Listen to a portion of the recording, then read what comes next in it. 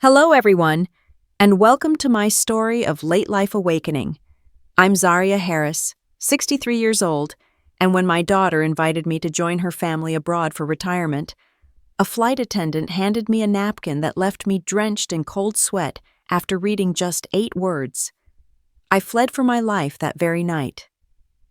"Dear friends," my daughter called, eager to bring me over to care for me, and I was overjoyed.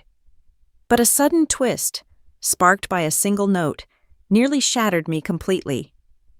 Just 2 days after arriving at her home, I booked a ticket back home without hesitation.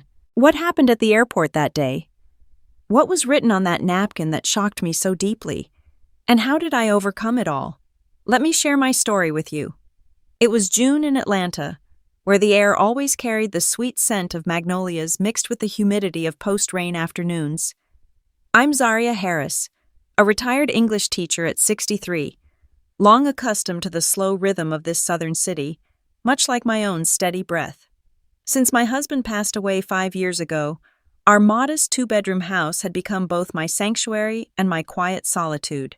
My greatest joy was the intermittent video calls with my daughter Jasmine and my adorable grandson Tyler across the ocean in London. Every evening at 8 p.m. sharp, my phone screen would light up. "Mom," Jasmine's crisp voice would say, though lately I could sense a weariness beneath her cheer. Yes, she looked thinner, even with light makeup failing to hide the dark circles under her eyes. "Where's Tyler?" I'd squint at the screen, searching for my grandson's small figure. "Grandma, I'm here!" The little guy would bounce into view, his round cheeks and big curious eyes mirroring Jasmine's as a child. He'd babble about preschool, the neighbor's dog, or a new song he'd learned. In those moments, the wrinkles on my forehead seemed to smooth out. One weekend evening, as I watered my potted azaleas on the porch, the phone rang again. This time, it included Jasmine, Tyler, and my son-in-law, Ethan. He was from Chicago, polished and articulate, always Jasmine's pride. "Mom," Jasmine took a deep breath, her voice a mix of joy and something close to tears. "We have good news to share." I set down the watering can, my heart tightening. "What news is so special?" Ethan smiled, that confident, successful man's smile I'd always admired, and wrapped an arm around Jasmine. "Mom, we just bought a bigger house with a yard for Tyler to play in." "That's wonderful!" I exclaimed, genuinely happy. Living abroad wasn't cheap. They'd worked hard for this. Jasmine looked straight at me through the screen, tears glistening. "Mom, the house is spacious. We've prepared a room for you on the ground floor, overlooking the garden with morning sun." "Mom, come live with us," she said. The words washed over me like a warm wave, filling my lonely heart. Moving to London, reuniting with family, had crossed my mind countless sleepless nights. "Come retire here," Ethan added sincerely. "No worries, our jobs are stable.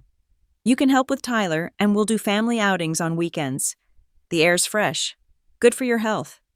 Beside them, Tyler cheered, "Grandma, come play. I'll show you my superhero toys." I fell silent, my throat tight. Going to London meant leaving this land, my husband's grave, old neighbors, familiar streets, etched with memories. But on the other side were my daughter and grandson, my flesh and blood, all I had left. Seeing Jasmine's hopeful face and Tyler's innocent grin, how could I refuse? "Mom," Jasmine whispered, full of longing, "don't you want to be with us?" "Silly girl," I chided, tears welling. "Of course I do. Give me time to handle things here." "Take your time, Mom," Ethan said quickly. "I'll handle the tickets. Just pack and stay healthy." The call ended, but my heart raced. A new life unfolded before me. A paradise of family closeness. I'd cook Tyler's favorites, listen to Jasmine's heart-to-hearts.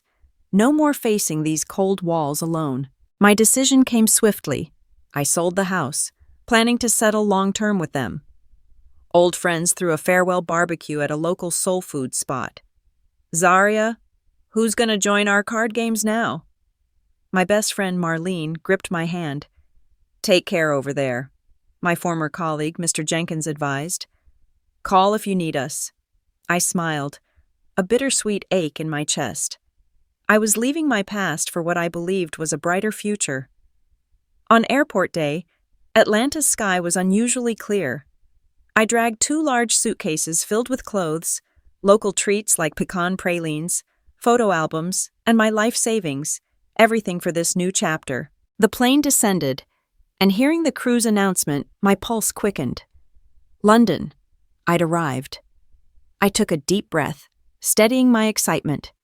Little did I know, what awaited wasn't paradise, but a cruel reality poised to tear a mother's heart apart. This fateful journey had just begun. Stepping out of the jet bridge, I inhaled deeply. London's air wasn't as fresh as Ethan described. It carried hints of jet fuel, coffee, and hurried crowds. Heathrow Airport was vast and dizzying, a river of diverse faces and languages flowing past. For a moment, I felt like a small lost pebble in the current. But that faded, replaced by eager anticipation. I'd soon see Jasmine and hug Tyler. I pushed my heavy luggage cart toward arrivals, scanning for their familiar figures. I imagined Jasmine rushing to embrace me, Tyler shyly peeking before shouting, "Grandma!" I'd stashed a stuffed panda in my carry-on for him. 10 minutes passed, then 20. The crowd thinned to stragglers, but no sign of them. Worry crept in. Had something happened? Wrong exit? I pulled out my phone to call Jasmine when it lit up with her text. "Mom, traffic's awful. Find a cafe and wait. About 30 mins. Love you. Safe." Relief washed over me. London traffic was notorious. I replied, "No rush, drive safe," and found a bench near a duty-free shop. Stretching my flight-weary legs, I daydreamed of learning basic British phrases, using modern kitchen gadgets, maybe even driving on the left. Lost in thought, I felt a sudden jolt against my shoulder. "Ah!" A soft cry escaped me. I turned to find a young woman kneeling on the floor, hurriedly gathering the contents of her spilled purse, lipstick, keys, a small notebook. "I'm so sorry, ma'am," she said. She looked about Jasmine's age, but far more fragile, pale, with large, sunken eyes filled with unmistakable fear. Her black hair was pulled into a tight ponytail, and her flight attendant uniform hung loosely on her thin frame. "No harm done," I bent to help, picking up the lipstick and keys. "I'm sturdy at my age." As I handed them back, our hands brushed, hers icy cold. In that instant, she swiftly slipped something soft into my coat pocket. The move was quick, covert. Without the odd touch, I might have missed it. I looked up, surprised. She avoided my gaze, mumbling another apology before fleeing into the crowd, glancing back once with eyes full of desperate plea, as if pursued by shadows. Her strange behavior stunned me. Who was she? Why so panicked? And what had she given me? Unease mixed with curiosity. I glanced around. No one noticed. Fishing into my pocket, I found a crumpled napkin. Heart pounding, I unfolded it slowly. In shaky blue pen, 8 words in English. "Ma'am, save your daughter. Truth in your luggage." For a second, it didn't register. A prank? Wrong person? But the words pierced like needles. Save your daughter. Jasmine in danger? Impossible. She'd just texted. Truth in your luggage. What could be in my suitcases besides clothes, gifts, albums, and savings? My mind swirled with unanswered questions. Who was that woman? How did she know about my daughter or luggage? Paranoia or coincidence? Jasmine was thriving. A big house. Loving husband. But my trembling hands betrayed me. Despite the warm airport, I shivered. The note's frantic script and the woman's terrified eyes didn't feel like a joke. As turmoil gripped me, a warm, familiar voice broke through. "Mom, sorry for the wait." I jumped, turning to see Ethan. My son-in-law stood there, impeccably dressed in a crisp shirt and slacks, his tall, athletic build exuding charm. His dark hair was neatly trimmed, and his brown eyes sparkled with that perfect smile. But suddenly it chilled me. "Ethan," I stammered, crumpling the note like evidence. "Where's Jasmine and Tyler?" He took the cart naturally. "Mom, you must be exhausted from the flight." Jasmine had a sudden stomach ache, work stress, probably. I told her to rest. "Tyler's with a neighbor. I'll take you home." His explanation flowed logically, but my ears rang. Stomachache? Her text said traffic. A small lie, perhaps to spare worry, but paired with the note, it screamed danger. "Is she okay?" I forced calm, my voice quivering. "Fine, just indigestion. Rest'll help." Ethan smiled, patting my arm. "Let's go. They're waiting." He pushed toward a parking. I followed numbly, like sleepwalking. The world blurred. Ethan's polished demeanor now felt oppressive. Did he know about the note? Was he involved? Or all coincidence? Clutching the damp napkin in my pocket, it felt like a ticking bomb. Watching his broad back, the man I'd entrusted with Jasmine's happiness now seemed alien, threatening. My suitcases, once gateways to joy, now loomed heavy with unknown secrets. Truth in your luggage. What horror hid inside? Ethan's sleek luxury sedan glided smoothly along London's wide, multi-lane motorways, the unfamiliar scenery flashing by in a blur of towering office buildings, twisting road signs in crisp English script, and rows of modern apartments that all seemed polished yet somehow distant and unwelcoming. The strangeness of it all only heightened the storm raging inside me, making my thoughts whirl like leaves in a gale. I sat stiffly in the passenger seat, my hands clenched tightly around my handbag, the crumpled napkin in my coat pocket feeling like a scorching ember against my skin, even though the car's air conditioning was blasting cool air. Beside me, Ethan gripped the steering wheel with ease, his fingers tapping lightly to some invisible rhythm as he launched into a cheerful monologue that filled the quiet cabin. "Mom, you have to see how amazing the infrastructure is here. Smooth roads, no potholes like back in Atlanta," he said with a broad grin, glancing at me through the rear-view mirror as if expecting applause. "My company just inked a major deal with a top European tech partner. The industry's exploding with potential. And that new house? All thanks to a savvy investment I spotted early. Jasmine frets too much about the details. But trust me, I've got a knack for these things. Never steered us wrong yet."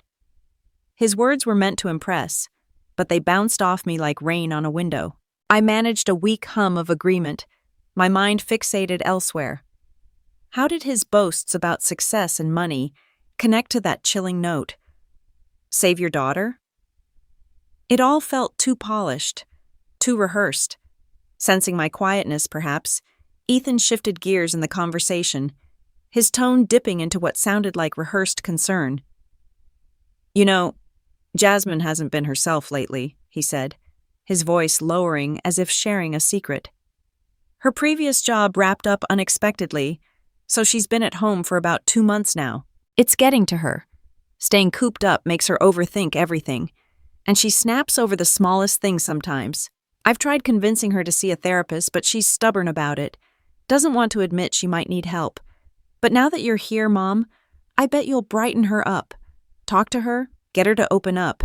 She listens to you more than anyone." The car eased into a peaceful suburban neighborhood, with manicured green lawns and charming 2-story homes lining the streets like something out of a postcard. "Here we are, home at last," Ethan announced with a flourish, pressing the button to open the garage door. The house loomed large and inviting from the outside, with its fresh white siding, blooming flower beds, and a wide yard perfect for a child to play in. But my heart wasn't in admiring it. Dread coiled tighter in my stomach. As the front door swung open, there stood Jasmine and little Tyler, framed in the warm light spilling from inside. "Mom!" Jasmine called out, her voice trying to sound welcoming, but her smile looked strained and weary, like it was taking all her effort to hold it in place. She stepped forward and wrapped her arms around me in a hug, but I could feel how much thinner she had become. Her once full figure now felt fragile and bony under my hands, and there was a subtle tremble in her embrace that sent a shiver down my spine. Her beautiful brown skin appeared dull and tired, with faint shadows under her eyes, and her curly black hair was pulled back in a simple ponytail that did little to hide the worry lines etching her forehead. Tyler, bless his heart, toddled over with his chubby little legs and latched onto my knee, his round face beaming up at me with those big, innocent eyes that sparkled like stars. I knelt down carefully, pulling him into a tight hug, breathing in the sweet, comforting scent of baby shampoo and milk that clung to his soft curls. It was the only pure, warm moment in this growing nightmare. Straightening up, I locked eyes with Jasmine, searching her face for answers. "Honey, are you all right? You don't look well. Is something hurting?" My voice came out softer than I intended, laced with the concern I couldn't hide. She quickly looked away, fidgeting with the long sleeve of her sweater, as if to pull it down further. "Oh, I'm okay, Mom," she replied hastily, her words tumbling out a bit too fast. "Just a little under the weather, you know? Probably the changing seasons or something. Nothing to worry about."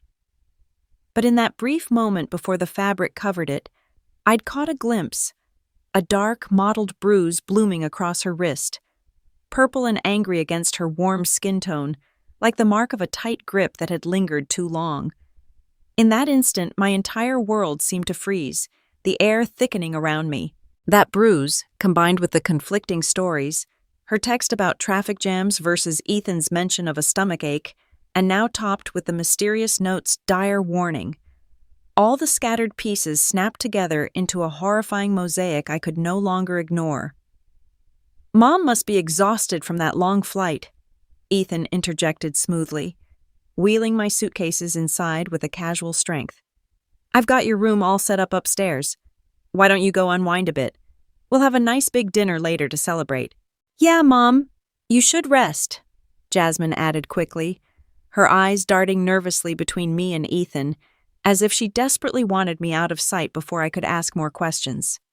"I'm feeling a tad jet-lagged, that's all," I muttered hoarsely, my throat dry as I made my excuse and headed up the stairs, each step feeling heavier than the last. The guest room was picture-perfect, with soft beige walls, a large window overlooking the neat garden below, fresh linens on the bed, and even a vase of cheerful daisies on the nightstand. But none of it registered. My mind was a whirlwind. As soon as the door clicked shut behind me, I lunged for the larger of my two suitcases, my fingers fumbling clumsily with the combination lock in my haste. My heart pounded like a drum in my ears, and my hands were so cold and shaky that it took a couple of tries to get it open. What if this was all a mistake? But deep down, a mother's gut instinct screamed that something was terribly wrong. I began emptying the contents in a frenzy, clothes tumbling out in heaps, the little gifts I'd brought like jars of homemade peach preserves and a photo album of family memories, even the new outfits I'd picked out specially for my time here. At first, nothing seemed out of place, just my ordinary belongings. Doubt crept in. Maybe that woman at the airport had been mistaken, or perhaps I was letting paranoia get the better of me. But no, that instinct wouldn't let go. Taking a steadying breath, I forced myself to slow down and methodically check every inch. I flipped all the items onto the floor and ran my fingers along the suitcase's inner lining, feeling for anything unusual. There, a subtle raised edge at the bottom, like a hidden seam. With my nails, I pried at it carefully, and to my shock, a false compartment popped open, revealing a thin yellow envelope tucked away like a dark secret. My hands trembled violently as I pulled it out and sat back against the bed, my legs giving way beneath me. I took a deep, ragged breath before tipping the contents onto the carpet. The first things to spill out were photographs, stark and brutal. The top one was a close-up of Jasmine's face, one cheek swollen and red like it had been struck hard, yet she was forcing a weak smile for the camera, her eyes hollow with pain. The next showed her bare back, crisscrossed with ugly purple welts and red marks that looked like lash wounds. Photo after photo documented the unimaginable abuse inflicted on my precious daughter, the girl I'd raised with such care, never raising a hand to her. My chest tightened like a vice. It felt like a hammer smashing into my heart, stealing my breath as tears blurred my vision. Gasping for air, I pushed on. Next came stacks of loan documents from sketchy financial companies, the kind that screamed predatory lenders with sky-high interest rates. The debts totaled hundreds of thousands of dollars, all signed in Ethan's bold scrawl. His endless talks of successful investments and big deals, all fabrications to cover for a gambling addiction that had spiraled out of control, leaving them buried in debt. But the real gut punch came next. A photocopy of my old life insurance policy from back in Atlanta, one I'd bought quietly years ago on a friend's advice, just in case, to leave something for Jasmine if anything happened to me. I'd never breathed a word of it to Ethan, yet here it was, with the $500,000 payout amount circled aggressively in red ink, like a target. At the very bottom of the envelope lay a crumpled page torn from a notebook, covered in Jasmine's familiar, now frantic handwriting. "Mom, please help us. Ethan's been beating me for months. He's a gambler, lost everything, owes dangerous people. Now he knows about your insurance and savings. He's planning to kill you in an accident to get the money. I can't escape," he threatens Tyler. "Save us before it's too late." The page slipped from my numb fingers, and suddenly, all sounds around me faded. The hum of the house, the distant traffic, everything swallowed by a void. The dream of a happy family reunion shattered into ashes, replaced by a savage plot. My charming son-in-law was no gentleman. He was a demon in disguise, tormenting my daughter and scheming my murder for financial gain. He'd invited me not for a peaceful retirement, but to orchestrate my end. I sat there motionless on the floor, surrounded by the damning evidence, time losing all meaning as shock pinned me in place. How long had Jasmine suffered in silence? Why hadn't she told me sooner? The weight of it all pressed down, but eventually, faint sounds from downstairs pierced the haze, Ethan's deep laughter mingling with Tyler's innocent giggles. The contrast made my stomach churn. How could he play the doting father while plotting such evil? Carefully, methodically, I gathered everything back into the envelope and hid it deep in my handbag. No more freezing in fear. I splashed cold water on my face in the adjoining bathroom, staring at my reflection, my dark skin flushed with emotion, my gray-streaked hair disheveled, but my brown eyes now burning with a fierce resolve I'd never known before. Tears were done. Action was next. The wait felt like an eternity, each minute stretching into agony as I paced the room, listening for any sign of Ethan's departure. Finally, his voice echoed up the stairs. "Mom, get some good rest up there. I've got a late meeting with some business partners. Should be back before too long." "All right. Drive carefully," Jasmine replied, her tone faint and subdued. The front door slammed shut, followed by the car's engine revving and fading into the distance. This was my chance. Taking a deep, steadying breath to calm my racing heart, I opened the door and crept downstairs. Jasmine was still on the sofa, cradling Tyler in her lap as he dozed peacefully, her gaze lost out the window at the darkening garden, her face a mask of exhaustion and hidden sorrow. "Jasmine," I said softly, my voice breaking the heavy silence. She startled, whipping her head around, her eyes wide with a flash of panic that twisted my gut. "Mom, I thought you were resting upstairs. Is everything okay?" She tried to sound casual, but the quiver in her words gave her away.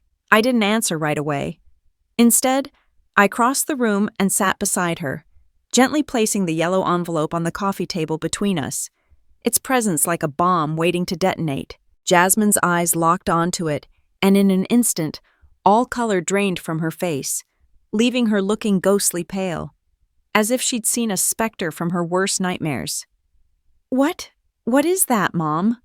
she stammered, her voice barely above a whisper, her hands starting to shake visibly. "How much longer are you going to keep hiding this from me, sweetheart?" I asked, my tone calm but edged with the pain I could no longer suppress. "I saw the bruise on your wrist earlier. And the stories don't add up. Your text said you were stuck in traffic, but Ethan told me it was a stomachache. What's really going on? Tell me the truth, Jasmine. Please. She leaped to her feet, backing away a few steps, her hands waving frantically in denial. There's nothing to tell, Mom. I tripped and fell the other day, that's all. Clumsy me. And the excuses? We didn't want you worrying on your first day here. Everything's fine. Really? Please, just drop it.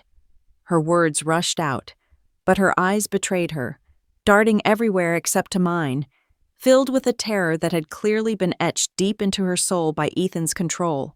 It broke my heart to see my strong, vibrant daughter reduced to this frightened shadow, lying even when the proof stared her in the face. Without a word, I reached into the envelope and pulled out the photo of her swollen cheek, placing it gently on the table. She stared at it, frozen as if confronting a ghost. Then, like a dam bursting, her carefully built walls came crashing down. Her knees buckled, and she collapsed to the floor, clutching my legs as wrenching sobs tore from her throat, deep, guttural cries that had been bottled up for far too long.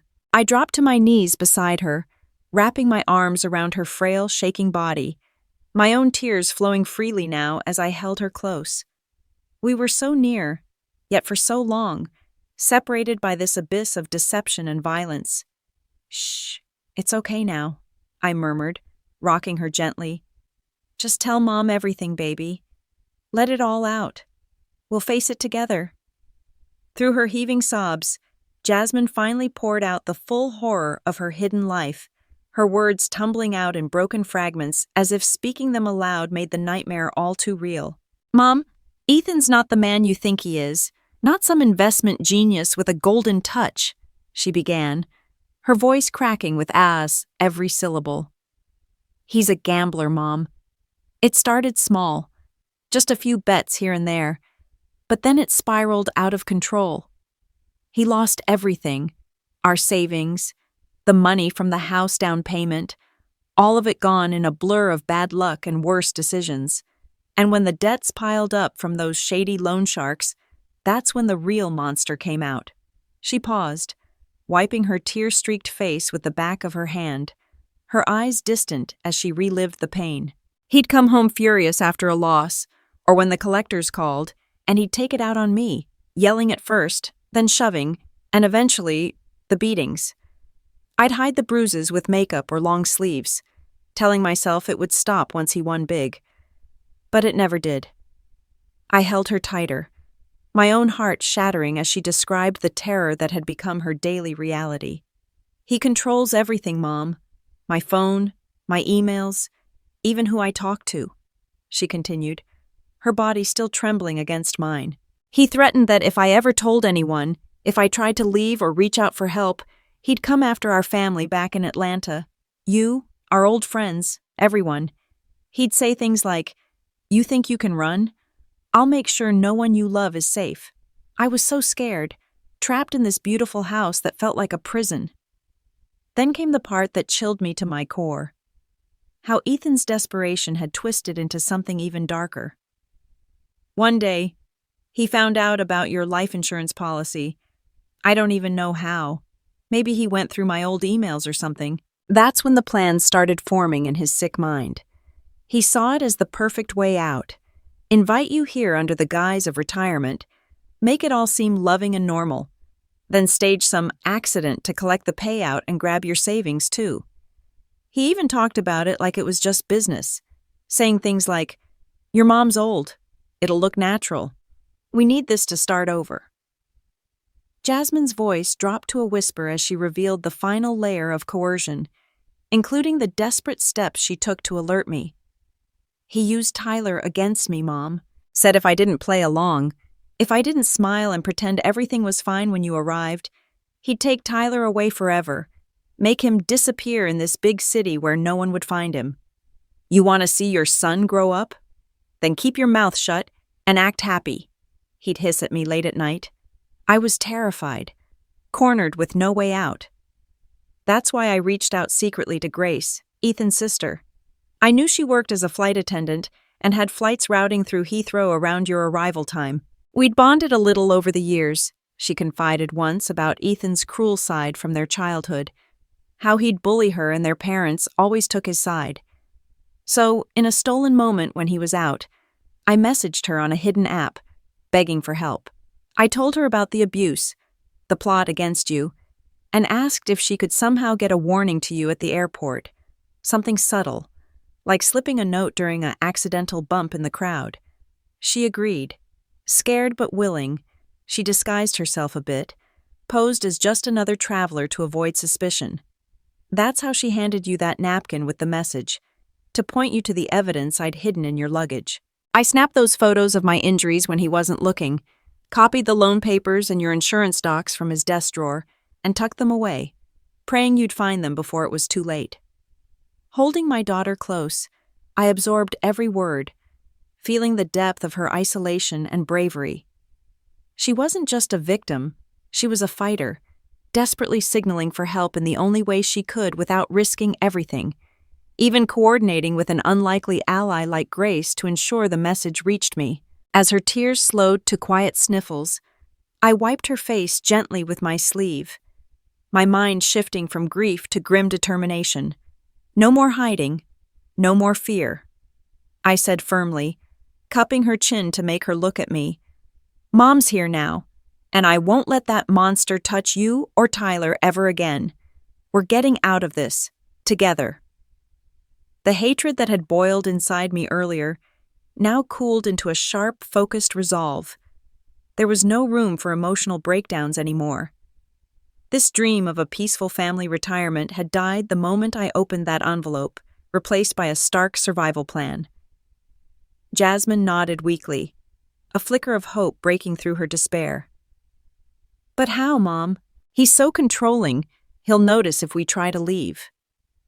I thought quickly, my years of teaching helping me outline a strategy step by step, like planning a complex lesson for my students. We can't confront him directly. That would be too dangerous, I explained in a low voice, glancing toward the window to ensure his car wasn't pulling back up. He's like a cornered animal right now, desperate and unpredictable. If we tip him off, he could lash out, and you or Tyler might get hurt. Calling the police here in a foreign country? It's risky too. The evidence is strong, but without it fully verified, and with him painting you as unstable from being home so long, it might not stick right away. Trials take time, and in the meantime, who'd protect us from his rage? Jasmine's eyes widened, but she listened intently.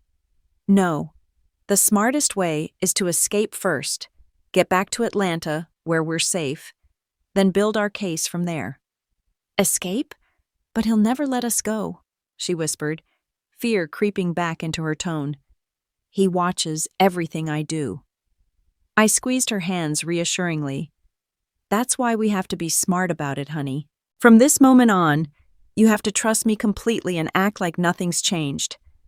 Pretend everything's normal around him. Smile, nod, play the part of the happy wife. Can you do that for me? For Tyler? She hesitated, then nodded more firmly, drawing strength from my calm. I think so, Mom. For Tyler, I'd do anything. Good. That spark of resolve was what we needed. I mapped it out clearly. We'll use his biggest weakness against him, his greed. He thinks he's so clever with his schemes, but that hunger for money will blind him. We'll create a believable excuse to leave temporarily, something he can't refuse, and slip away for good. The plan unfolded in my mind like a roadmap. We'll say there's a family emergency back home. Maybe tell him my dear aunt, the one who helped raise me after my parents passed, just died suddenly. Funerals are sacred in our culture.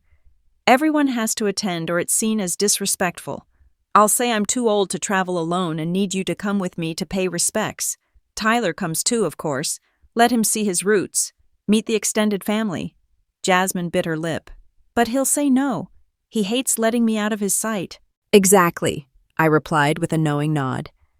That's when we dangle the bait. I'll mention the savings I brought, not just for retirement, but that I planned to invest a big chunk, say $50,000, into his business once we're settled. But to access more, I need to handle things back home first. For a man drowning in debt like him, that'll be irresistible. He'll think he's winning, getting richer while we're turned soon. She looked at me with a mix of awe and worry. And then? What if he suspects? We won't give him time to, I assured her. While he thinks we're planning a short trip, we'll book real one-way tickets secretly. Pack light, like it's temporary, clothes on top, but hide the important stuff underneath. IDs, the evidence envelope, any cash we can grab. Act sad about the loss, prepare mourning clothes to sell the story, and when he's out or asleep, we'll make our moves. Jasmine took a deep breath, her shoulders straightening a bit. Okay, Mom, I trust you. Let's do this, for us, for Tyler. That evening, when Ethan returned smelling faintly of whiskey and frustration, likely from another failed meeting or gambling loss, he found the table set with a hearty dinner I'd prepared, using what I could find in their kitchen. Roasted chicken, greens, and cornbread. Comfort food from home to mask our tension. The meal passed in uneasy quiet, Jasmine keeping her head down and picking at her food. I took the lead, serving him extra portions with a warm, grandmotherly smile that hid my inner steel. Ethan, dear, I said after a few bites, letting my voice tremble just enough to sound emotional. I got some sad news from back home this afternoon while you were out. Called an old friend and, well, my aunt, the one who was like a second mother to me growing up. She passed away suddenly. Heart attack, they think. He looked up from his plate, fork paused mid-air, a flicker of surprise crossing his handsome but now suspect features. Oh, that's rough, Mom. I'm sorry to hear that. His sympathy sounded practiced, not genuine. I dabbed at my eyes with a napkin, summoning a real tear from the well of anger inside me, my acting skills surprising even myself after years of reading dramatic stories to my students. The funeral's in 2 days, and you know how it is with our Southern traditions. Family has to be there, or it's like turning your back on them. I'm getting on in years. Traveling alone would be too much for me. I was hoping Jasmine could come along to help and pay her respects too. She's family after all. Jasmine chimed in right on cue, her voice soft and teary. Yeah, Ethan. Auntie's always been kind to me in stories Mom told. I feel like I should go? Ethan's brow furrowed, his jaw tightening as he set down his fork, a clear sign he didn't like the idea one bit. Work's slamming me right now. I can't just drop everything. And if Jasmine goes, who's watching Tyler? The kid needs routine. I leaned in, not missing a beat. Tyler can come with us. It'd be good for him to see where his grandma grew up, meet some cousins. We'll make it quick, handle the services, and head right back. Promise it won't disrupt things too much. His face darkened further, the control freak in him rebelling at the thought of his hostages slipping away, even temporarily. No way, he snapped, as I'd anticipated. Jasmine's needed here, and Tyler's about to start his preschool activities. You can go alone, Mom. Folks will understand given the distance. This was the moment. Time to reel him in. I sighed deeply, letting my shoulders slump as if defeated, but with a hint of generosity in my eyes. I get it, son. You're all so busy building your life here, but family duty calls, and I can't ignore it. Tell you what, I've been thinking about those savings I brought over. Not just for my golden years, but I wanted to surprise you two with a big investment in your future. Around $50,000, straight into your business ventures, to help expand like you've been talking about. But to pull more funds if needed, I'd have to sort some things back home first. I watched the greed ignite in his eyes like a spark to dry tinder, his pupils widening slightly, a subtle twitch at the corner of his mouth betraying his excitement. For a man like him, buried in secret debts, that sum was a lifeline he couldn't ignore. He went quiet, chewing slowly as he calculated the risks. Letting us go meant temporarily losing control, but the promise of easy money outweighed it in his arrogant mind. He figured we'd be back soon, none the wiser, and he'd be richer for it. A week at most, right? He finally said, his tone softening as he leaned back in his chair. And you'll wire that investment as soon as you're settled? Of course, dear, I replied with a warm smile that masked my triumph. This is my home now, too. I wouldn't dream of staying away long. Inside, a heavy stone lifted from my chest. The fish had bitten. The following 2 days blurred into a haze of nerve-wracking tension, like walking a tightrope over a pit of snakes, where one wrong step could send us tumbling. Jasmine and I had to play our roles perfectly, pretending to grieve over the fictional aunt, folding black mourning clothes into our bags while sneaking in the real essentials when Ethan's back was turned. We'd whisper updates in stolen moments, like when he was in the shower or on a call. Pack light on top, funeral outfits, Tyler's toys, but bury the passports, evidence folder, and extra cash at the bottom, I'd instruct. Jasmine nodded, her hands steadier now with purpose. One night, after Ethan had a few drinks and passed out snoring on the couch, I crept to his study and used his laptop to book our actual one-way tickets back to Atlanta, the earliest red-eye flight in 2 days. Paying with cash through a discreet online service I'd researched quickly, I wiped the browser history clean, my pulse racing with every click, fearing he'd wake and catch me. Packing became a covert operation. We made it look like a brief trip, with somber dresses and a few of Tyler's favorite books visible, but underneath lay our lifelines, the documents proving Ethan's crimes, our IDs for the airport, and every spare dollar we could scrape together without alerting him. Jasmine even slipped their wedding photo into my bag for a moment, staring at it with a mix of sorrow and resolve, before tearing it to shreds and flushing the pieces, a silent farewell to the illusion of her marriage. Ethan, oblivious in his self-absorption, played the helpful host. He booked phony return tickets to keep up appearances, even called a cab for the airport with a cheery wave. Safe travels, you three. Call when the services are done. Can't wait to have you back. He hugged Tyler tightly, then leaned in for a peck on Jasmine's cheek. I saw her flinch, her skin crawling under his touch, his once charming smile now grotesque in our eyes. As the cab pulled away from the curb, leaving the neighborhood behind, Jasmine couldn't stop shaking, her eyes glued to the rear window as if expecting him to chase after us at any second. "What if he figures it out before we board?" she whispered, her voice tight with lingering terror. I took her cold hand in mine, squeezing firmly. "He won't, baby. We've been careful. Just breathe deep. We're almost free." London faded in the distance, its glittering promise revealed as a gilded cage. At the airport, every step through check-in and security felt like holding our breath.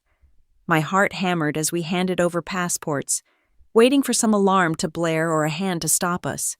But nothing came. It all went smoothly, almost unbelievably so. Finally seated on the plane, the cabin door sealed with a reassuring thud, isolating us from the world below. As the engines roared to life and the aircraft taxied down the runway, Jasmine clutched the armrest, her knuckles white.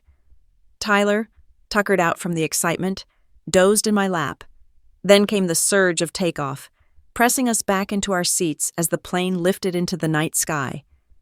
Peering out the small window, I watched London's lights shrink to twinkling specks, then vanish into inky blackness. Only when we crossed into international airspace, far beyond Ethan's reach, did Jasmine turn to me, her composed facade crumbling at last. She buried her face in my shoulder, her body racked with sobs, not of fear this time, but of profound relief, the kind that comes from shedding a crushing weight. I pulled her and Tyler closer, my own silent tears mingling with hers. We'd done it. We'd broken free from the jaws of hell. The path ahead would be challenging, rebuilding from scratch in Atlanta. But we were alive, together and unbound. That was victory enough for now.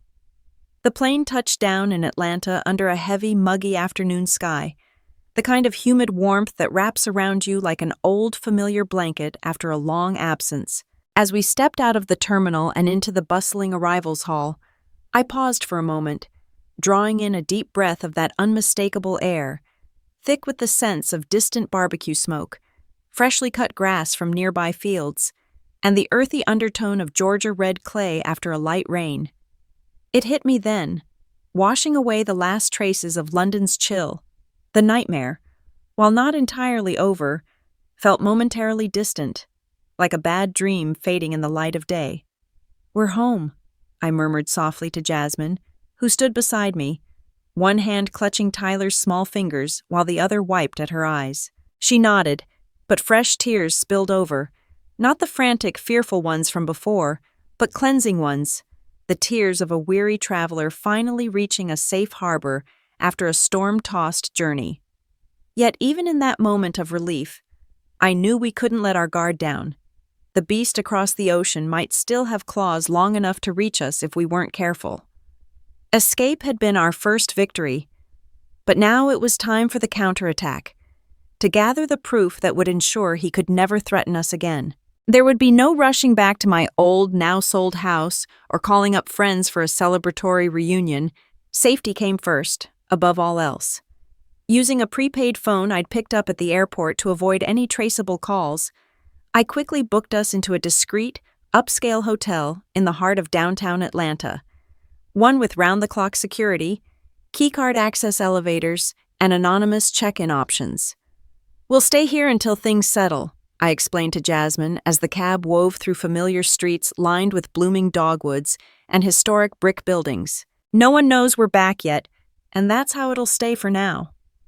That first night, after getting Jasmine and Tyler settled with a simple room service dinner of comforting Southern staples like fried chicken, collard greens, and sweet tea, foods that brought a small smile to Jasmine's face for the first time in days, I waited until they were both asleep before turning to my task. Tyler conked out quickly, his little chest rising and falling peacefully in the soft glow of the bedside lamp, while Jasmine drifted off fitfully, her brow still furrowed even in rest.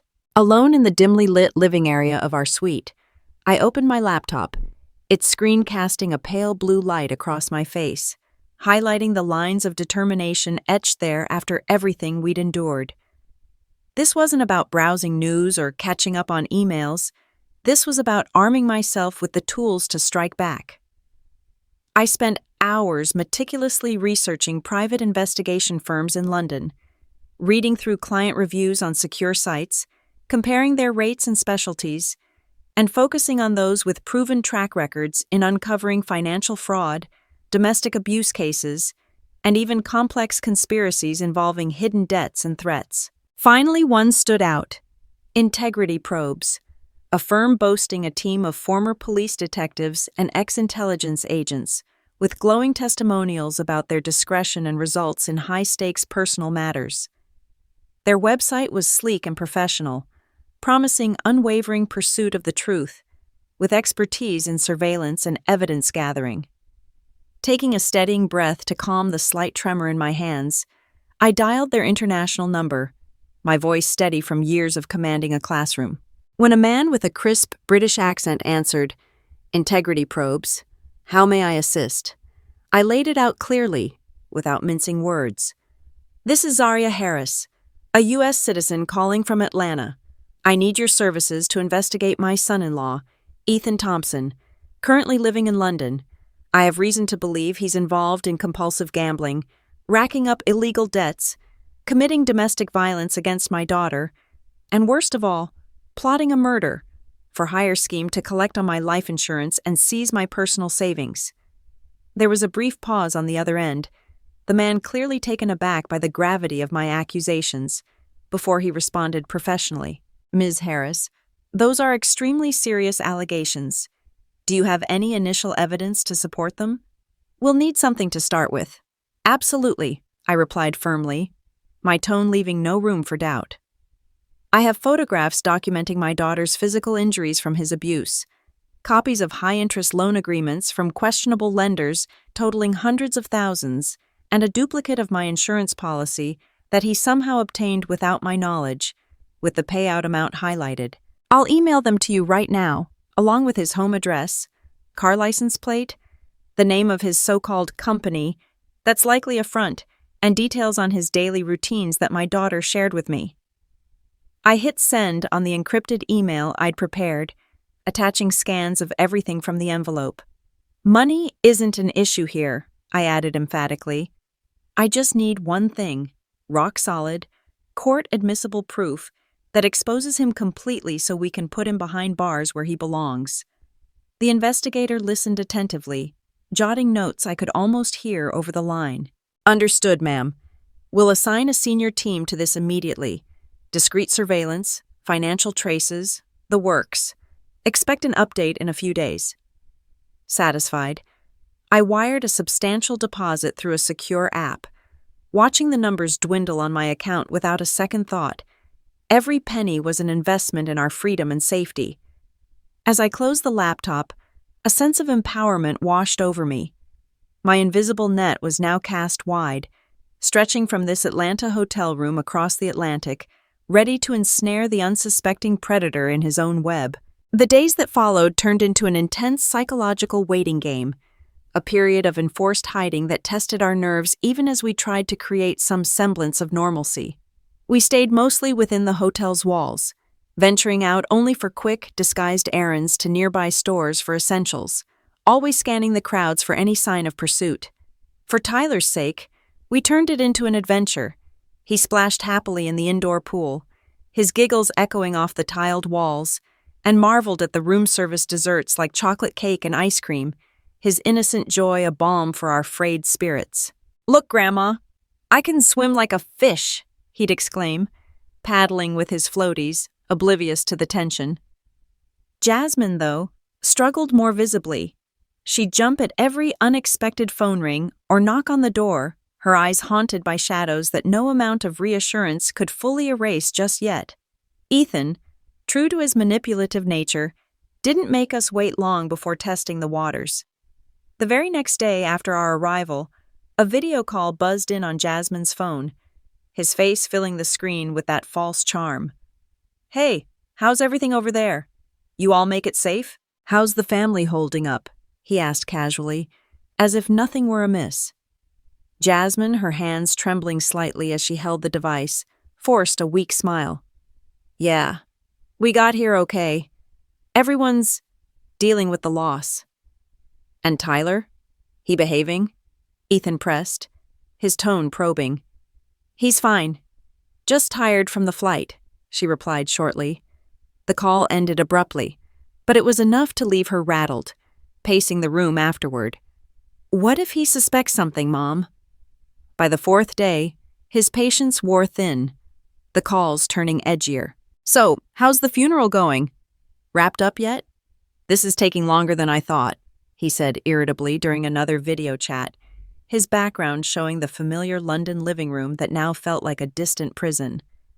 I leaned into the frame, keeping my voice steady. "These things aren't quick, Ethan. There's the service, the wake, family gatherings. Southern customs run deep.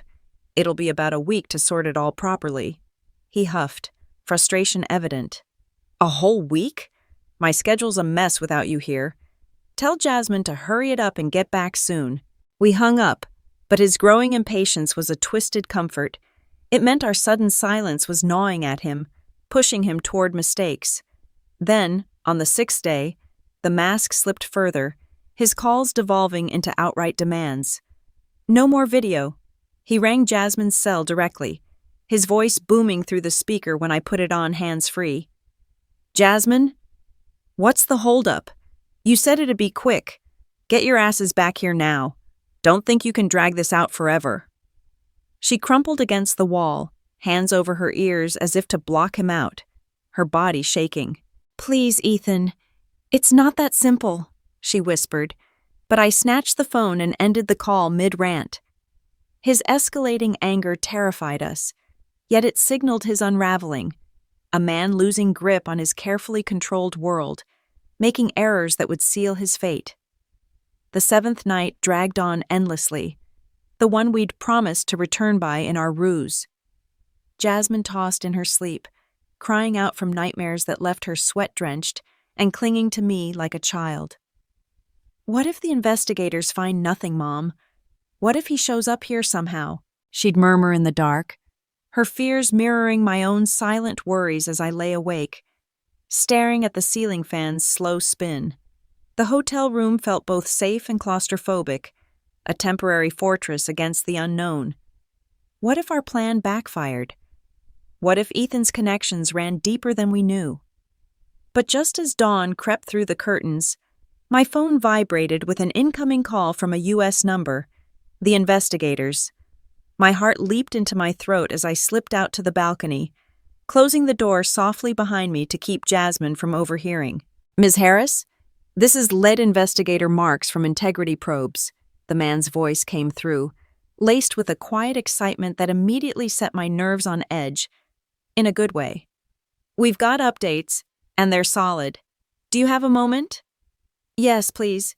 Tell me everything," I replied, my voice hushed but urgent, gripping the railing as the city skyline twinkled below. "First off, your suspicions about the gambling were spot on," he continued methodically. "He's not heading to any legitimate office.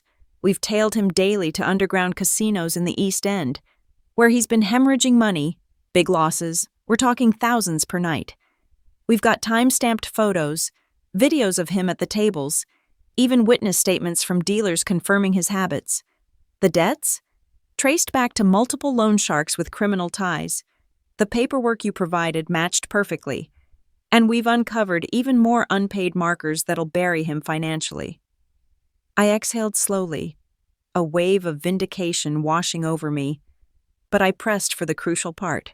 "That's huge, but what about the conspiracy, the plot against me and Jasmine?" There was a brief pause, as if he were savoring the reveal. "That's where it gets damning, ma'am. We planted a discreet audio device in his car, legal under our protocols for active threats, and hit the jackpot. Just yesterday, he called a known fixer, someone with a rap sheet for accidents and sabotage. The entire conversation is crystal clear on tape." My blood ran cold as he played a snippet over the line, Ethan's voice unmistakable and venomous. "You sure the brakes can be tampered with to fail on cue? It has to look like a total accident, no traces. The old lady and my wife, they both need to go. But keep the kid out of it.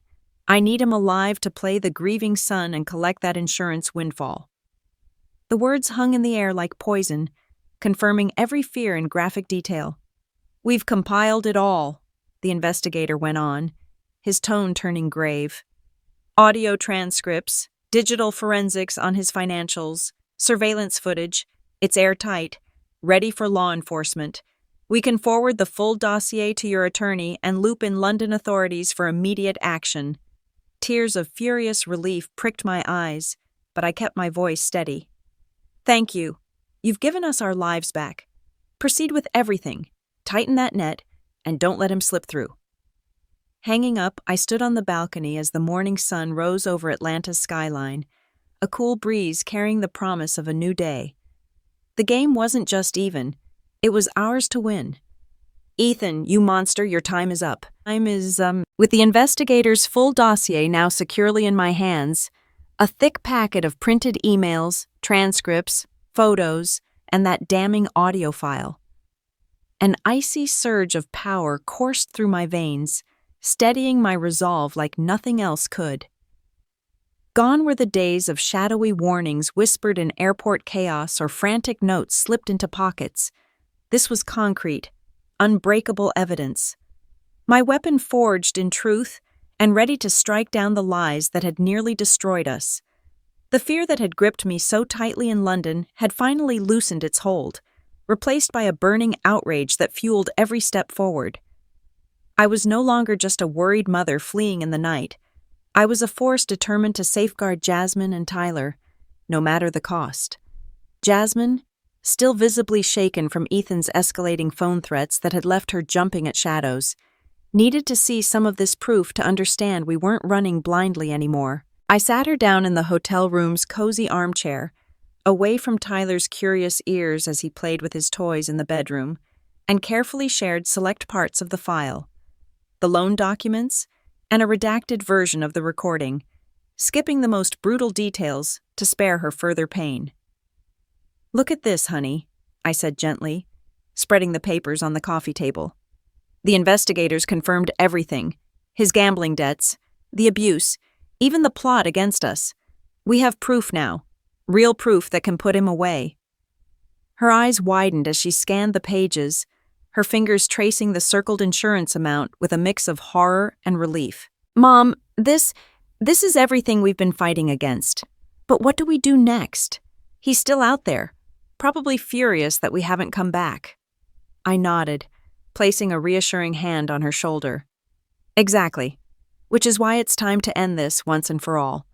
We're going to Chicago, to confront his parents and tear down the facade they've all been hiding behind for years. They need to see who their son really is, and we'll make sure the truth hits them hard. Before we packed a single bag or booked our flights, I knew one bold move was essential: rattling Ethan's cage to throw him off balance and provoke the mistakes that desperate men like him always make. Using the burner phone I'd bought at the airport, untraceable and separate from our regular lines, I dialed his number late that evening, when Jasmine and Tyler were asleep. He picked up on the second ring, his voice sharp and laced with suspicion, as if he'd been waiting for bad news. "Hello? Who the hell is this?" he demanded, the arrogance still there but undercut by a hint of unease. "It's Zaria Harris," I replied coolly, letting the words hang for a beat to sink in. There was a long, heavy silence on the other end. He clearly hadn't expected me to reach out so directly, especially not with this tone of quiet authority. "What do you want?" he finally snapped, trying to regain control. "Your little game's over, Ethan," I said, my voice steady and cold, each word deliberate like a judge delivering a verdict. "I know everything. Your gambling losses, the beatings you inflicted on my daughter, the twisted plan to sabotage the car and murder us for the insurance money. I even have the recording of you spelling it out to your shady contact. You just sit tight there in London. I'm coming for you, and justice is coming with me." I didn't give him a chance to respond, to bluster or threaten. I simply hung up, the click of the line ending the call echoing in the quiet room. My goal was to plant seeds of panic, to make him sweat and slip up, and from the stunned pause before I disconnected, I knew it had worked. The very next morning, we caught the earliest available flight to Chicago, the plane cutting through the clouds as we left Atlanta's warmth behind for the windy city's crisp autumn air. The journey felt charged with purpose, each mile bringing us closer to dismantling the web of deception that had ensnared us. Jasmine fidgeted in her seat, holding Tyler close as he napped against her, while I reviewed the evidence folder one last time, mentally rehearsing how I'd present it all. Landing at O'Hare, we took a cab straight to the Thompsons' upscale suburban home, a grand colonial-style house with manicured hedges, a sweeping driveway, and the kind of quiet elegance that screamed old money. I'd visited before as a respected in-law, sharing holidays and family stories, but today, a whirlwind of emotions churned inside me: anger at their blindness to Ethan's flaws, pity for what they were about to learn, and a steely focus on justice. This wasn't about politeness anymore. It was about exposing the rot at the core of their perfect family image. Robert and Linda Thompson answered the door together, their faces lighting up with initial surprise that quickly shifted to polite confusion at our unannounced arrival. Robert was a tall, distinguished man in his late 60s, with neatly combed silver hair and the posture of a retired corporate executive who'd commanded boardrooms. Linda, elegant as ever, had her blonde bob perfectly styled, her pearl necklace gleaming under the porch light, exuding the grace of a lifelong socialite. Zaria, Jasmine, Tyler, my goodness, what a wonderful surprise. "But you didn't call ahead. Is everything all right?" Linda exclaimed, her warm smile faltering as she reached out to scoop up Tyler for a hug. I gently but firmly stepped back, keeping him close to us, the small gesture instantly thickening the air with unspoken tension. "This isn't a casual visit, I'm afraid," I said evenly, meeting their eyes without flinching. "We need to talk. It's urgent. About our safety and the reputation of your entire family. May we come in?" They exchanged a quick, bewildered glance, but ushered us inside without protest, leading us to their ornate living room with its plush velvet sofas, antique side tables, and a grand fireplace mantel lined with family photos, including several of a younger, smiling Ethan that now turned my stomach. Once seated, with Tyler playing quietly on the rug with a toy car they'd offered, I wasted no time on small talk. I placed the thick evidence envelope squarely on the polished mahogany coffee table, its presence commanding attention like a ticking time bomb. "Please, take a look at this," I urged them calmly but firmly. "It's time you saw the real face of the son you've raised, the one hidden behind all the charm and success stories." Robert, ever the composed one, leaned forward and opened the envelope with steady hands, but his expression shifted dramatically as he pulled out the first item, the photo of Jasmine's swollen, bruised cheek. His face drained of color, turning as pale as the white walls behind him. Linda, peering over his shoulder, let out a sharp gasp, her hand flying to her mouth in horror. "Oh my God, Jasmine, did Ethan do this to you?" she whispered, her voice breaking as she turned to my daughter, eyes wide with disbelief. Jasmine didn't speak at first, just lowered her head as silent tears traced down her cheeks, her silence more damning than any accusation. I pressed on, sliding over the stack of loan documents next. "These are just the beginning. Proof of his massive gambling debts from underground lenders, the kind that come with dangerous strings attached." Then came the insurance copy, with its glaring red circle around the payout. And this? My policy, which he somehow got hold of without my knowledge, planning to cash in after getting rid of us. Finally, I held up the small digital recorder, my thumb hovering over the play button. But if that's not enough, listen to this, recorded just days ago from a bug in his car. I pressed play, and Ethan's voice filled the room, cold and calculating. "You sure the brakes can be rigged to fail just right? It has to pass as a freak accident. No loose ends. The old lady and my wife, they both have to go down. But leave the kid out. I need him to pull off the Grieving Dad Act and claim that fat insurance check."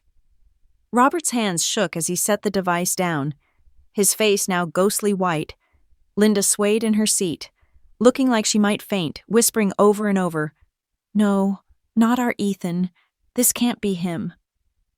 Just then a soft, trembling voice echoed from the staircase, drawing all our eyes upward. "But it is him. He's always been like this." Descending slowly was a young woman, slender and pale with straight black hair falling to her shoulders, her large eyes, filled with a mix of fear and quiet strength, instantly recognizable as the ones that had pleaded with me at the airport. She wore a simple sweater and jeans, her posture hesitant but determined as she entered the room, fresh tears glistening on her cheeks. "Grace?" Linda breathed in shock, rising unsteadily. "What are you doing here? I thought you were at your apartment downtown." Grace, Ethan's younger sister, ignored the question for a moment, instead turning to me with a deep, respectful bow that spoke volumes of her remorse. "I'm so sorry, Ms. Harris," she said, her voice quivering but clear. "I should have found the courage to speak up sooner, to warn you properly instead of that cowardly note at the airport." It was you who slipped me the napkin?" I asked softly, piecing it together as a wave of understanding washed over me. She nodded, wiping her eyes with her sleeve. "Yes, and I regret not doing more. I've known what Ethan is capable of since we were kids. Growing up in his shadow was a nightmare. He'd lock me in dark closets for hours if I crossed him, rip up my schoolwork just to watch me cry, even threaten to hurt my friends if I didn't do what he wanted. It wasn't always physical, but the emotional torment was constant, belittling me, making me feel worthless." She turned to her parents, her gaze filled with years of pent-up reproach. "And when I'd run to you, Mom and Dad, begging for help, you'd brush it off, say I was just jealous of my perfect big brother, that he was the obedient one, and I was the troublemaker stirring up drama. Do you know how many years of therapy I've needed because of the scars he left? The anxiety, the self-doubt, it's all from him." Robert and Linda sat stunned, their mouths agape, unable to form words as the weight of her confession crashed over them like a tidal wave. Grace continued, her voice gaining strength. Last month, I flew to London on a whim. I was worried about Jasmine after overhearing bits of Ethan's calls home, the way he talked about money troubles. And then one night, I accidentally overheard him calling some shady contact, discussing your insurance policy and staging an accident to make it look natural. I was horrified.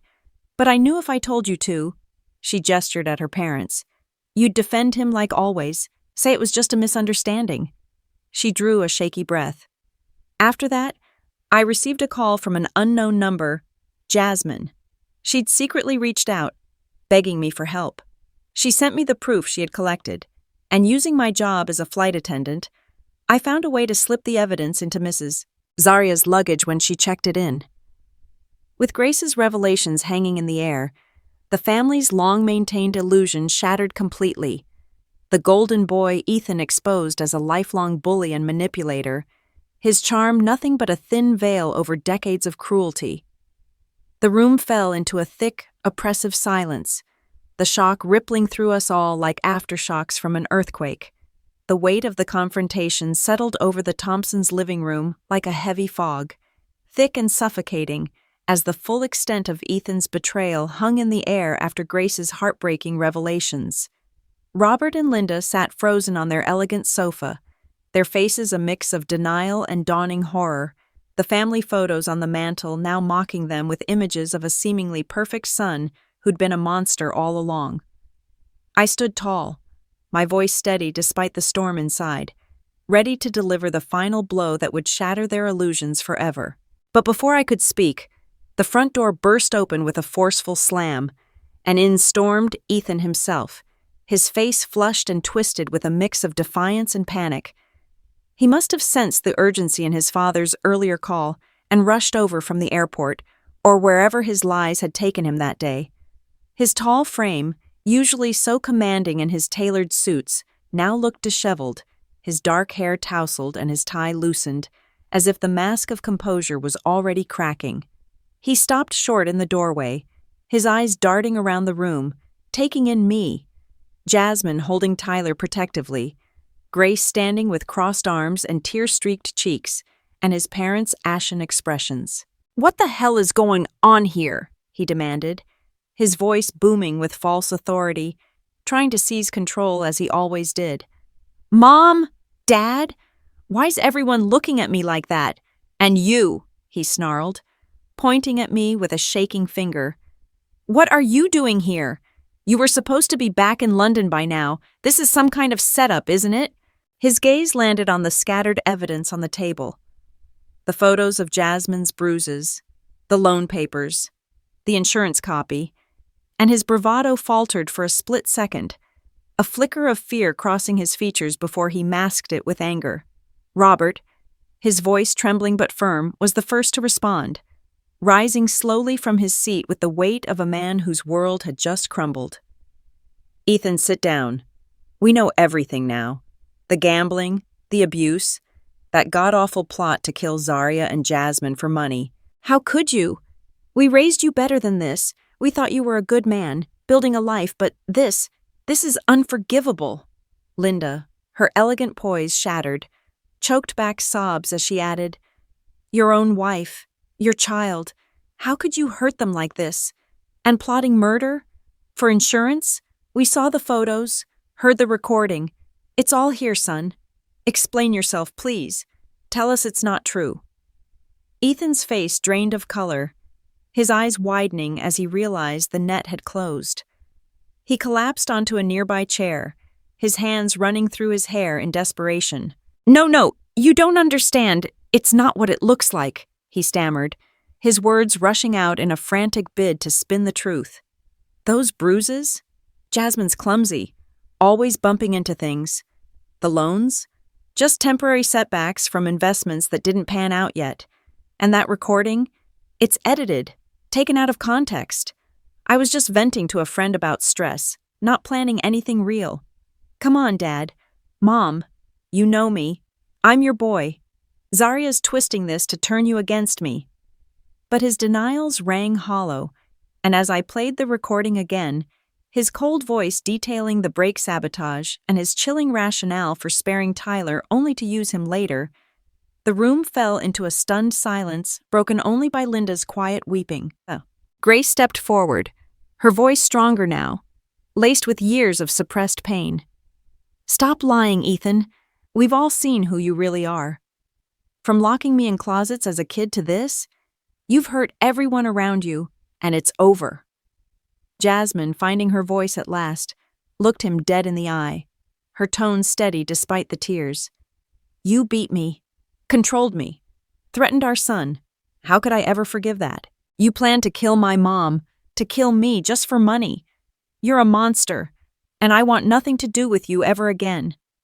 Ethan slumped further, his head in his hands, mumbling weak protests like, "Please, Jazz, it wasn't like that. I love you. I can change." But the fight was draining from him, his empire of lies crumbling under the weight of irrefutable proof. Turning to Robert and Linda, I laid out my ultimatum with calm precision. "You've seen the evidence, your son's a danger, and I won't let him near my family again." My plan was to hand all this over to the authorities in the US and UK, charges for conspiracy to murder, domestic violence, fraud. He'd rot in prison for what he's done. But before I could continue, the elderly couple did something that stunned me to my core. They slid off the sofa and knelt on the plush carpet before me, their proud postures broken, tears streaming down their faces. "Zaria, please," Linda begged, her voice cracking as she clasped her hands together in supplication. "We're begging you, don't do this.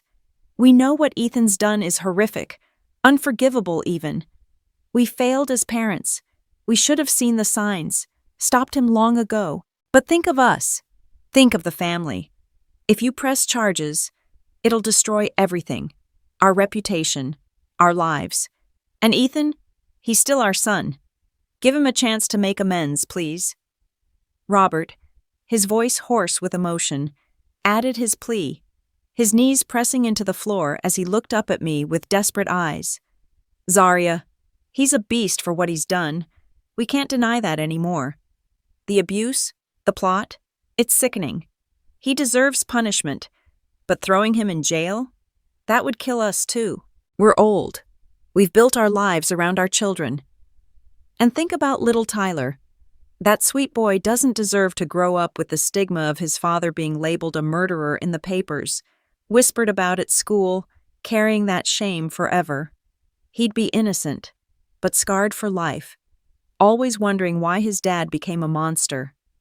Please, for the child's sake, if not for ours, show mercy. We'll do anything. Make him pay in other ways. Ensure he never hurts anyone again. Just don't send him to prison. Don't tear our family apart completely." I stood there, frozen, as their desperate words pierced my armor, hitting the one vulnerability I couldn't ignore, my boundless love as a mother and grandmother. I wanted justice, craved seeing Ethan handcuffed and hauled away for every bruise on Jasmine, every threat to Tyler, every twisted scheme against me. But their appeal to Tyler's future gnawed at me, imagining my grandson, with his bright eyes and innocent laugh, growing up under a cloud of scandal, bullied for his father's crimes, carrying a burden he didn't earn. It would poison his life, dim that joyful spark. Jasmine squeezed my hand, her face a mirror of my own internal war. "Mom, I hate him so much," she whispered. "But Tyler, what about him? I don't want our boy paying for Ethan's sins forever." Time seemed to stretch as I weighed the scales, pure retribution versus a child's unscarred tomorrow. This wasn't about forgiveness. That was impossible after the hell he'd put us through. It was a calculated trade, sacrificing my thirst for full punishment to shield the innocent. Finally, I spoke, my voice weary but resolute. "Stand up, both of you. I'm not doing this for you or for him, never for him. I'm doing it for my grandson, for Tyler, so he can grow up without the weight of his father's evil dragging him down. I'll hold back on criminal charges, spare him jail, But don't mistake this for mercy. In my eyes, Ethan's as good as dead, erased from our lives forever. And this leniency comes with ironclad conditions. If you break even one, everything goes to the police tomorrow. No second chances. Robert and Linda rose shakily, their faces a blend of gratitude and grief. We understand, thank you, Zaria. We'll agree to anything, Robert said hoarsely, his hands clasped tightly. Just name your terms. I nodded, outlining them like a binding contract, each one a brick in the wall I'd build to protect my family. First, divorce, immediate and unconditional. Jasmine and Ethan will file right away. I won't have my daughter tied to that monster for another second. She walks away free, no strings. Jasmine exhaled sharply, relief flooding her eyes. Second, custody. Jasmine gets full rights over Tyler. No visits, no contact from Ethan or your family without her explicit written permission. You've lost the privilege of being in his life after enabling this nightmare. Linda winced but nodded silently. Third, financial responsibility. Even though we're cutting ties, you owe Tyler for the chaos Ethan's caused. Your family will pay $5,000 a month in child support, wired directly to Jasmine's account until he's 18. Not for us, but to give him the stable future his father tried to steal. Robert swallowed hard. We'll set it up automatically, whatever it takes. And fourth, the most crucial, all of this gets locked into airtight legal documents. I'll hire top Chicago lawyers, everything signed under witness, notarized within 3 days. No verbal promises. I want it in black and white, enforceable by law, so there's no wiggle room. They exchanged a glance, then Robert spoke for them both. We accept every condition, Zaria. No arguments. We'll make it happen. Thank you for giving us this chance, even if it's more than we deserve. Their words rang with irony. This wasn't generosity. It was a hard bargain. My justice tempered only for Tyler's sake, ensuring Ethan's poison never touched us again. The days in Chicago blurred into a whirlwind of tense meetings and paperwork, each one a step toward severing the toxic ties that had bound us for far too long. We didn't rush into anything blindly. Instead, we spent the first morning after the confrontation carefully selecting a team of sharp, experienced lawyers from a reputable firm downtown, one specializing in family law and asset protection, to ensure every detail was airtight. Jasmine and I pored over recommendations online in our hotel room, with Tyler napping peacefully nearby, oblivious to the gravity of it all. Mom, do you think they'll really make him sign everything? Jasmine asked softly, her voice still laced with doubt as she scrolled through reviews on her phone. They will, honey, I replied firmly, squeezing her hand. With the evidence we have, he won't have a choice. This is our chance to close the door on him for good.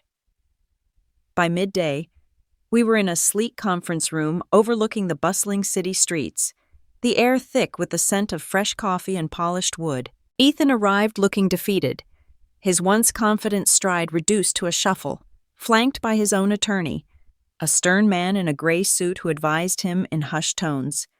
He avoided our eyes at first, slumping into his chair across the table, but when the documents were laid out, the divorce papers outlining an immediate no-contest split, the asset agreements transferring any shared property solely to Jasmine, and the child support terms mandating $5,000 monthly payments until Tyler turned 18, he finally looked up, his face pale and drawn.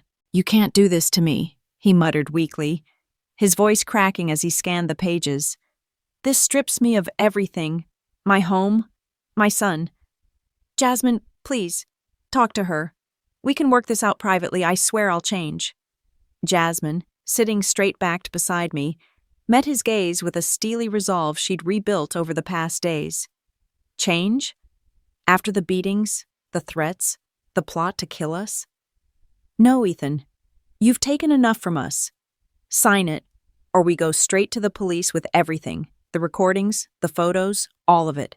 His lawyer whispered urgently in his ear, but Ethan knew he was cornered.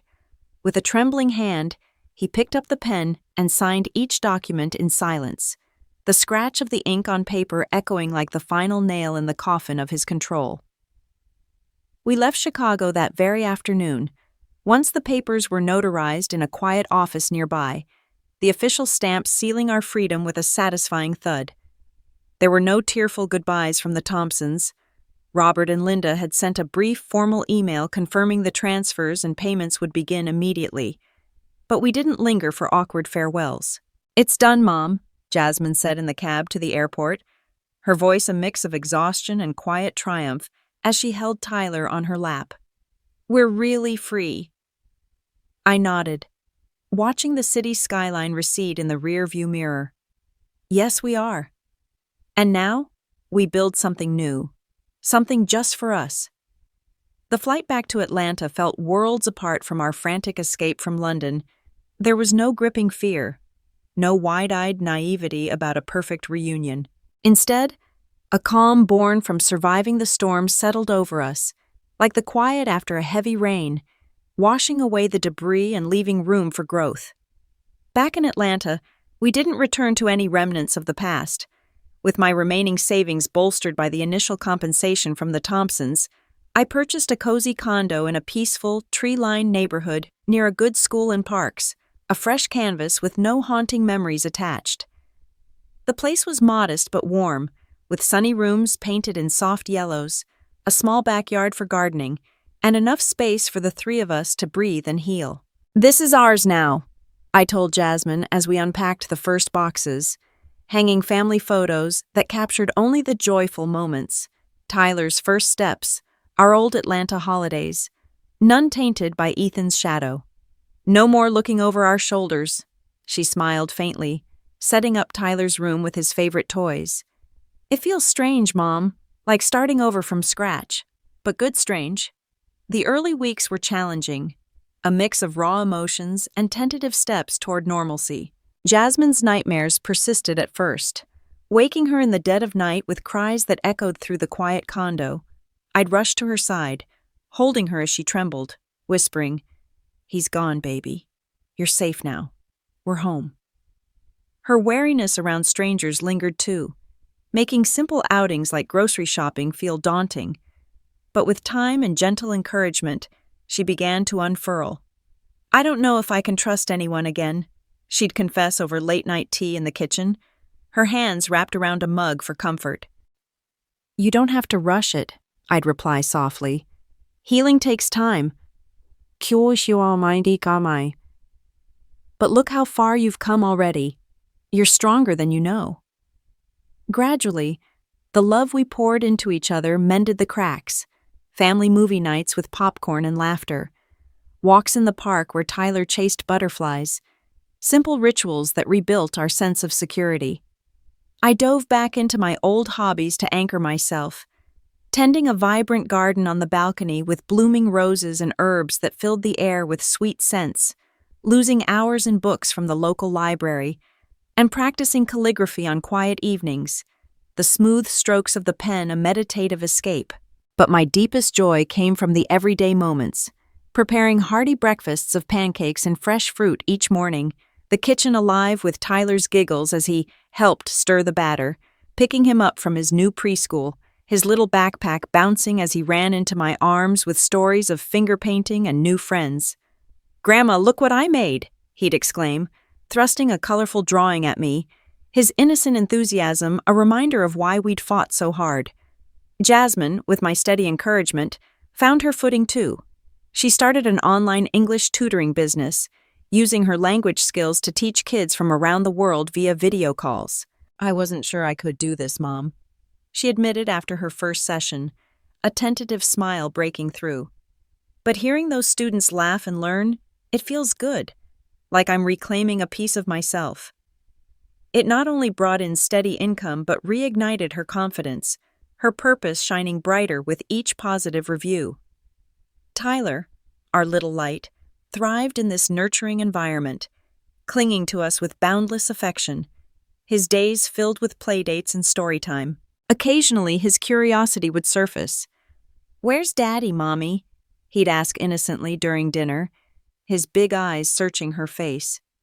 Jasmine would pause, her expression softening as she chose her words carefully. "Daddy's working very far away, sweetie, but he loves you so much. And right here, you have Mommy and Grandma. We're your team, always. We're a family, no matter what." He'd nod thoughtfully, then beam and hug her, the moment passing without scars. One crisp autumn evening, as the sun dipped low and painted the sky in hues of orange and pink, we gathered on the condo's balcony for a quiet moment of togetherness. A gentle breeze carried the faint, sweet scent of nearby jasmine vines I'd planted, mingling with the earthy aroma of falling leaves. Tyler curled up in my lap, his warm little body nestled against me as he chattered animatedly about his day at school. "We learned about dinosaurs, Grandma. The T-Rex is so big." Jasmine sat beside us, leaning her head on my shoulder, her once tense features now relaxed into a serene smile that warmed my heart. We gazed at the full moon rising, its soft glow illuminating our small sanctuary. In that peaceful instant, I reflected on the scars we carried, deep wounds from the betrayal and terror that might never fully fade, serving as quiet reminders of the darkness we'd escaped. But the storm had passed, leaving behind clearer skies. We didn't have the lavish life we'd once imagined in London, but our ordinary days in Atlanta held treasures far more valuable: the peace of waking without fear, the freedom to laugh and dream without shadows looming, and an unshakable love that bound us tighter than ever. Together under this safe roof, watching the stars twinkle above, I knew we'd found our true dawn, a new beginning forged from resilience and unbreakable bonds.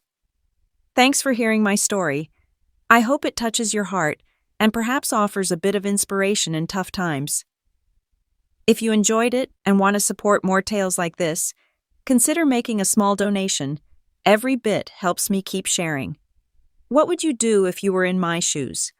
I'd love to hear your thoughts in the comments, share your opinions, and let me know where you first came across this story. For more real-life journeys and lessons, be sure to like the video and subscribe to the channel. There are plenty of other stories waiting just for you. With warm regards and heartfelt thanks, until next time, Zaria.